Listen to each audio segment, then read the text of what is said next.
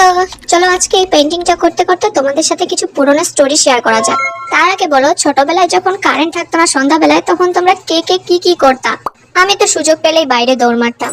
আমরা যেহেতু জয়েন্ট ফ্যামিলিতে ছিলাম, তো যখন সন্ধ্যাবেলা করে কারেন্ট থাকতো না, তখন কি হতো, আমার কাজিন যারা আছে সবাই বের হতো, বের হয়ে গল্প শুরু করতো। তো আমিও আর গল্পের সাউন্ড শুনতে পেলে কি আর রুমে বসে থাকতে মন চায়? এক ছুটে দৌড় আপুদের কাছে। আমরা ছোটরা তো খেলা করতাম বা দৌড়াদৌড়ি করতাম, আর বড়রা হচ্ছে একসাথে গল করে দাঁড়ায় বা বসে ওরা গল্প করতো।